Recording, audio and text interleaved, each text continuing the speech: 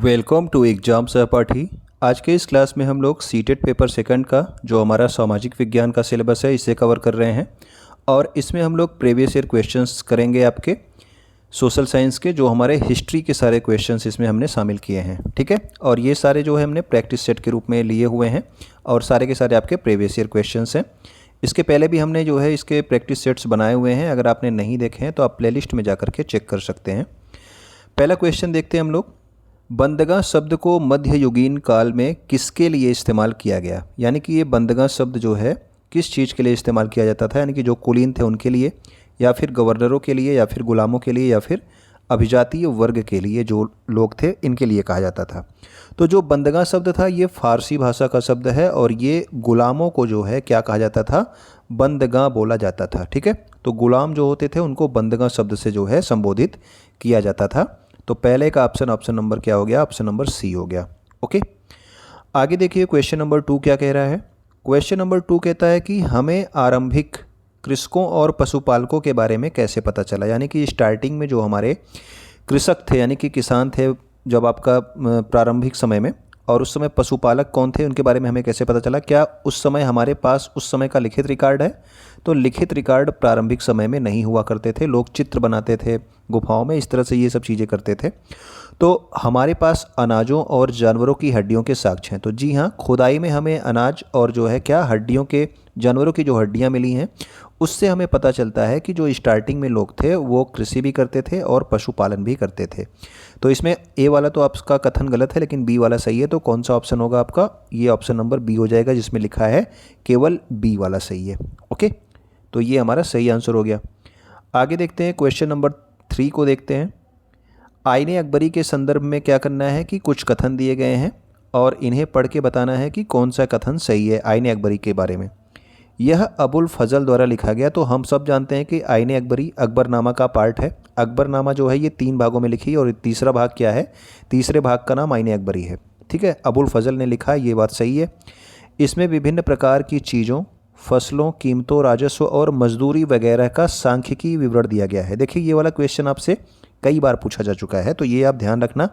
आईने अकबरी में इन सब का जो है क्या किया गया है? विवरण दिया गया है, ठीक है। और अबुल फजल ने इसे लिखा है।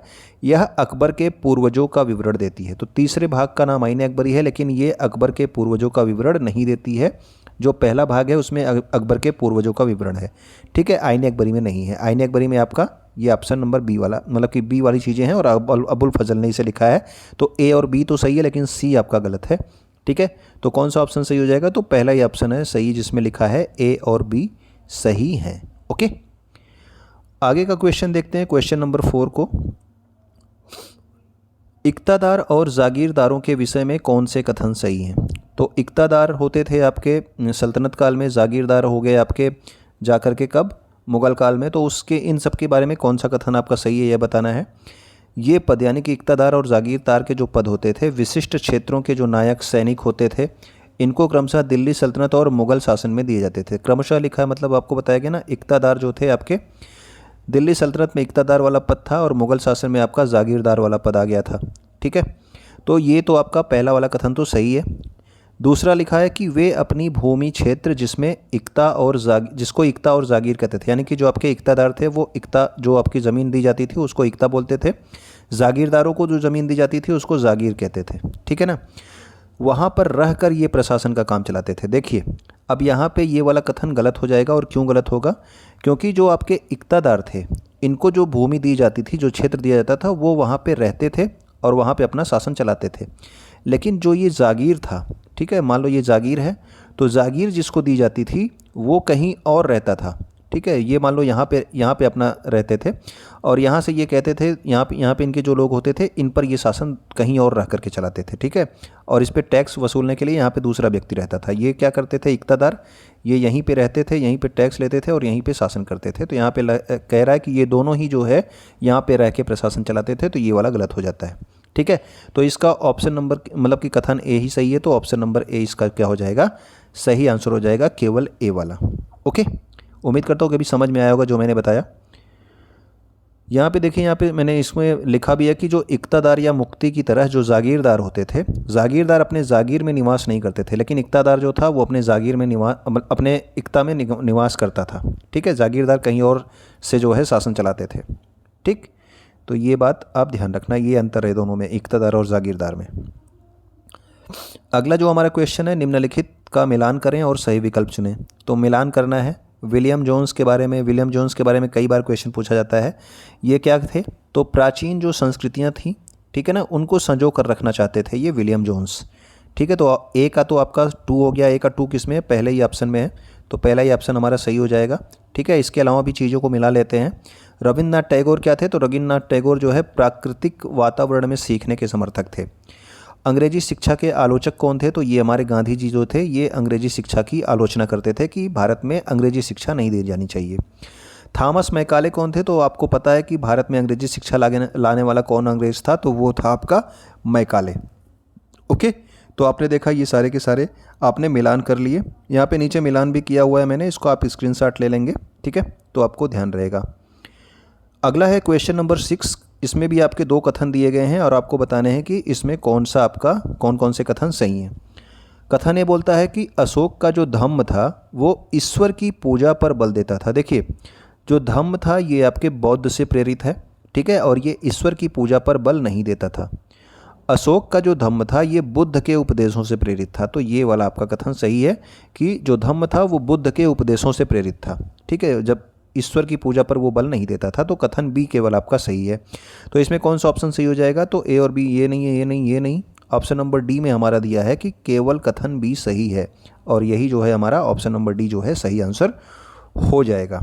ओके, कथन वाले क्वेश्चन में आप जो है वहीं पे ए बी मत देख लिया कीजिए। कथन वाले क्वेश्चन में नीचे ऑप्शन दिए रहते हैं। ठीक है, जैसे यहाँ पे आपने देखा ए बी, आपको लगा कि बी वाला तो सही है, तो आप आंसर में क्या करते हो? गलती कर देते हो कि बी वाला जो है गोला बना देते हो। ठीक है, जबकि आपको ये नहीं करना है, आपको नीचे ऑप्शंस पढ़ने हैं। ऑप्शंस आपके नीचे दिए रहते हैं। सीटेट में कई लोग इसी तरह से फेल हो जाते हैं, क्योंकि वो केवल कथन से ही जो है, कोई कथन उनको गलत मिल जाता है, सही मिल जाता है, तो उसी को वो सही कर देते हैं, जबकि ऑप्शंस आपके नीचे दिए रहते हैं। आपको यहाँ से ऑप्शंस देखने हैं। ओके, अगला है क्वेश्चन नंबर 7। औपनिवेशिक भारत के संदर्भ में इन वक्तव्यों पर विचार करें और सही विकल्प ढूंढें। औपनिवेशिक भारत में क्या था कि अंग्रेज़ों ने जनजातियों के कल्याण के लिए वनों में गांव बसाने का निर्णय लिया। तो ये बात गलत है। अंग्रेज़ों ने क्या किया कि जनजातियों को क्या किया कि वनों से बाहर भगा दिया। ठीक है, यहाँ पे कह रहा है कि जनजातियों के कल्याण के लिए वन में गाँव बसाने का निर्णय लिया। तो गाँव वनों में नहीं बसाने का निर्णय लिया था, वनों से जनजातियों को क्या किया? बाहर खदेड़ दिया था। इसके अलावा जो है वनों में रहने की अनुमति उनको क्यों दी? ये ऑप्शन नंबर बी में है। औपनिवेशिक अधिकारियों ने जनजातियों को इस शर्त पर वनों में कुछ टुकड़े भूमि पर झूम खेती करने की अनुमति दी, क्योंकि वे वन विभाग के लिए श्रमिकों के रूप में कार्य करेंगे। अब देखिए, अंग्रेज़ों को क्या ज़रूरत थी? आप ए वाला तो आपका गलत ही था। बी में अंग्रेज़ों को ज़रूरत थी क्या करने के लिए? श्रमिकों को, यानी कि लेबर की ज़रूरत थी। ठीक है, तो उसके लिए क्या किया कि कुछ लोगों को उन्होंने जंगल में थोड़ी सी ज़मीन दे दी कि आप यहाँ पे खेती करो। ठीक है, बाकी सबको बाहर भगा दिया, यहाँ पे खेती करो, और उसके शर्त पे जो है आपको क्या करना पड़ेगा? हमारे लिए जो है लेबर का काम करना पड़ेगा। ठीक है, तो ये वाला कथन तो आपका सही है, लेकिन ए वाला गलत है, बी वाला आपका सही है। तो इसमें भी आप देखें कौन सा कथन आपका सही है। ए सत्य है और बी असत्य है। आपने देखा ना, तो ये तो ए असत्य था, ऑप्शन नंबर ए नहीं होगा। बी में कह रहा है कि ए असत्य है और बी सत्य है, तो ये वाला हमारा क्या हो जाएगा? सही आंसर हो जाएगा बी वाला। ठीक है, ए आपका असत्य और बी सत्य है। देखिए, यहाँ पे भी आपने कथन के हिसाब से देख लिया। ठीक, तो इस हिसाब से जो है आप लोग आंसर दिया करें जो आपके कथन वाले क्वेश्चन होते हैं, और अधिकतर सीटेट के एसएसटी में इसी तरह के कथन वाले क्वेश्चंस ज़्यादा आते हैं। 19वीं शताब्दी के आदिवासी समूहों के बारे में निम्नलिखित 2 कथनों को पढ़ें और सही विकल्प का चयन करें। तो ये भी आपके आदिवासियों से संबंधित है। वे झूम खेती करते थे, जानवरों का शिकार करते थे और वन उत्पादों को इकट्ठा करते थे। तो ये बात तो सही है। ठीक है, जो आपके आदिवासी समूह थे उस समय, वो कुछ तो आपके झूम खेती करते थे, जानवरों का शिकार करते थे, वन उत्पादों को इकट्ठा करते थे, और इसके अलावा वे एक जगह खेती करते थे, जानवरों का पालन और पोषण करते थे। देखिए, कुछ लोग तो आपके झूम खेती करते थे, घूमते टहलते रहते थे, लेकिन कुछ लोग जो है एक जगह पर रुक करके खेती भी करते थे और जानवरों का वो पालन पोषण भी करते थे। ठीक है, तो दोनों तरह के जो है जनजाति समूह थे उस समय 19वीं शताब्दी में।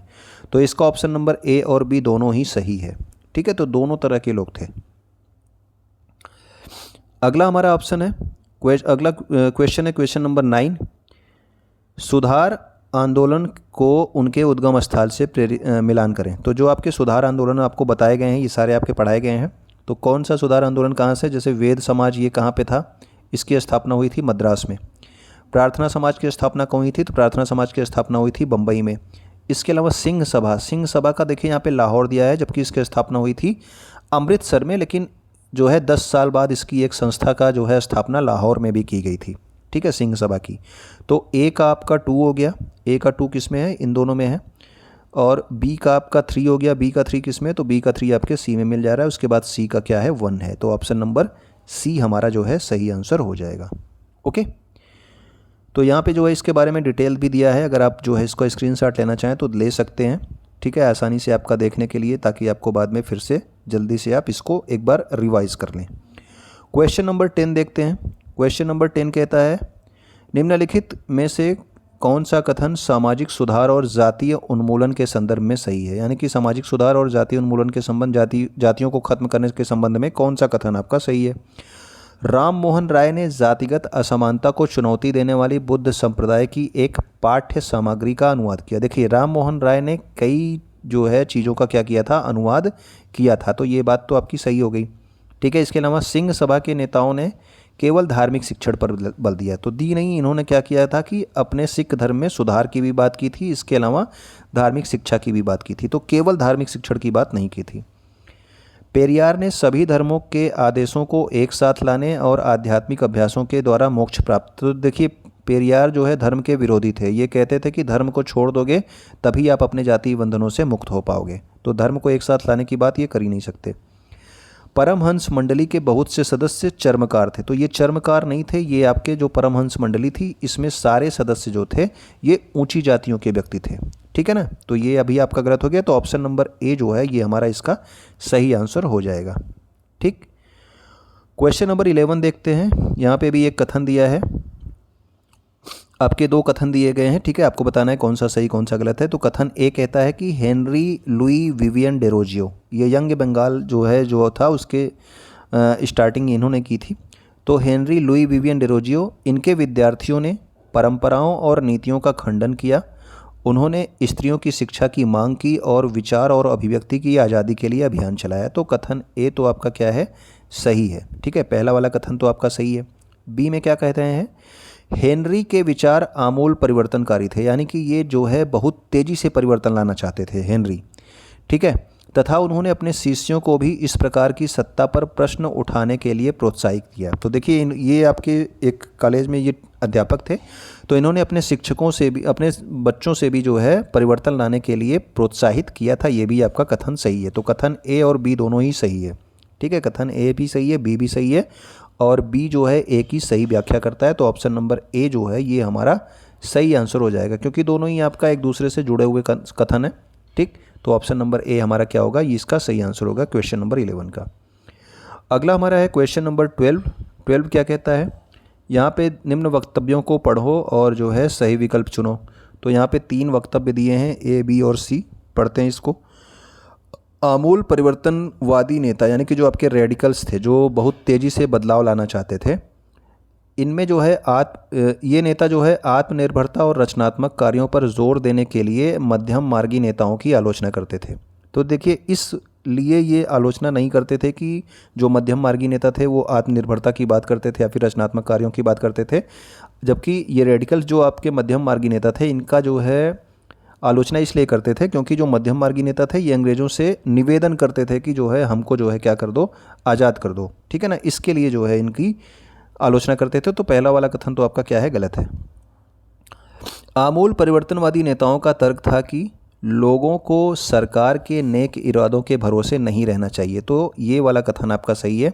जो आपके ये रेडिकल्स थे, ये यानी कि जो आपके गरम दल के नेता थे, ये आमूल परिवर्तनवादी का मतलब गरम दल के जो नेता थे। ठीक है, इनका तर्क था कि आपको सरकार के नेक इरादों पर भरोसे नहीं रहना चाहिए कि सरकार एक दिन हमको आज़ाद कर देगी। आपको सरकार से क्या करना है, लड़ाई झगड़ा करके तब जो है उससे आज़ादी लेनी है।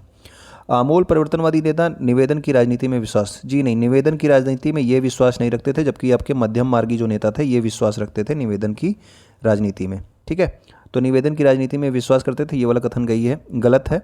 तो इसका कौन सा कथन सही है? तो इसका कथन जो है आपका सही है ऑप्शन नंबर बी वाला, केवल बी आपका क्या है, सत्य है। ठीक है, क्वेश्चन नंबर 13 देखते हैं। असहयोग आंदोलन के विषय में इन वक्तव्यों पर विचार करें। तो असहयोग आंदोलन के विषय में आपको कुछ कथन दिए गए हैं, ए, बी और सी। आपको बताना है कौन सा सही कौन सा गलत है। इस आंदोलन के दौरान विदेशी कपड़ों के आयात में अत्यधिक वृद्धि हुई। तो यहाँ पे वृद्धि नहीं हुई थी। ठीक है, यहाँ पे लिखा है वृद्धि हुई, जो कि आपका गलत है। क्या हुआ था कि लोगों ने कपड़ों की होली जलाई थी। देखिए ये वाला कथन आपका सही है, इस आंदोलन के दौरान विदेशी कपड़ों की होली जलाई गई, ये कथन सही है। लोगों ने जो है विदेशी वस्त्रों का बायकॉट किया था, तो आयात में कमी आई थी, वृद्धि नहीं हुई थी। तो ऑप्शन नंबर सी वाला सही है, लेकिन ए वाला आपका गलत है।